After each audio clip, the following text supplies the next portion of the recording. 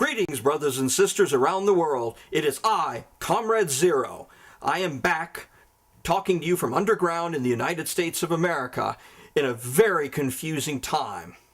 This won't take very long, but it is important for me to say the things I need to say.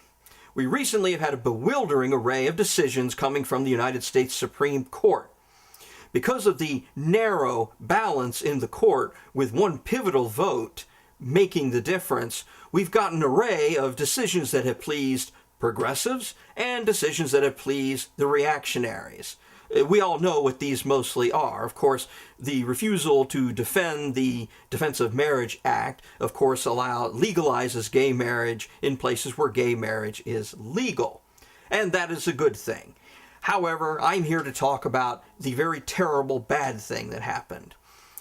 In 1964, President Johnson signed the Civil Rights Voting Act.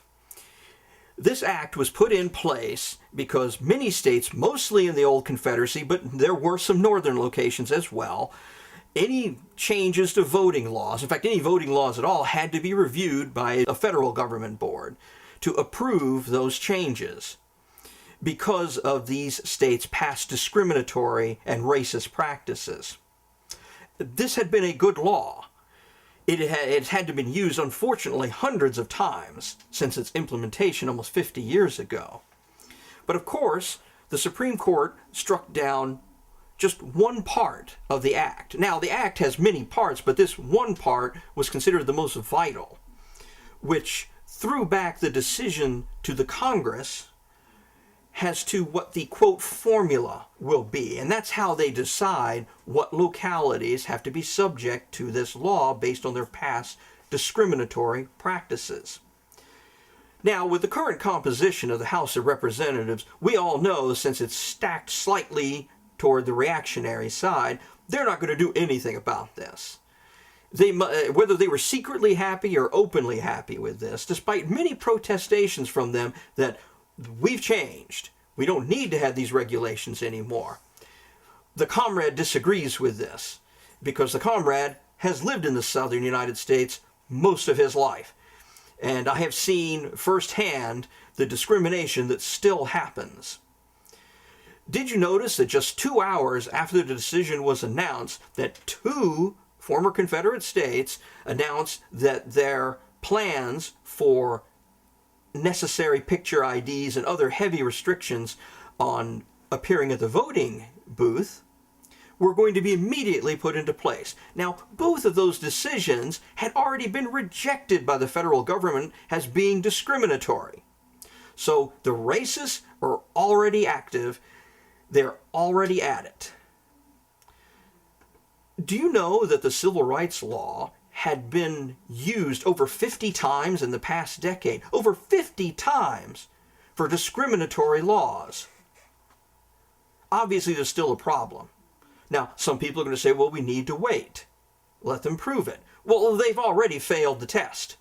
Like I said, at least 2 decisions already found to be discriminatory are being put into effect. How do we fight this? Well, since Congress gets to redraw the map, we need to approach Congress. We need to start getting in touch with our congresspeople, whether men or women, and pushing them to remake the formula, to redraw the necessary map. Because obviously things haven't changed enough to have no law at all to defend our brothers and sisters who aren't white. Because that's what this is all about. Now, it gets worse. I mean, in places like Texas, if you have a student ID, their picture ID you get in college does not make you eligible to vote. And of course, that could apply to anybody, but they full well know that younger people, being idealistic, have a tendency to vote progressive as opposed to voting reactionary. So we must address Congress, since we can't go to the Supreme Court with it anymore. Now, of course, next election is next year. That's what we really need to be thinking of. We need to drive out the Tea Partiers. We need to drive out the reactionaries, which is going to be difficult because many of them are living in gerrymandered districts, which the Supreme Court has said is legal now in this country. You can gerrymander your districts to make almost surefire Republican, or you put all the minorities in some weird looking district, then they'll all vote Democrat. So we have a lot of work to do. This is serious. It's more serious than many people think. Now, of course, there's many people who are quite satisfied right now, but those people probably are not listening to the Comrade.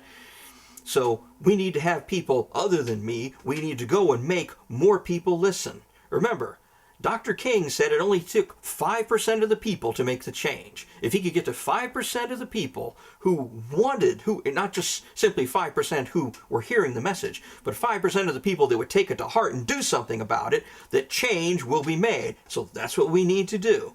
We need to have a hardcore of people that will go out and badger your assembly people if you have to. Make your voice heard. Don't give up. Unfortunately, we're having to fight a 50-year-old battle all over again. And this is an absolutely terrible thing. But we must do it, brothers and sisters. Don't give up.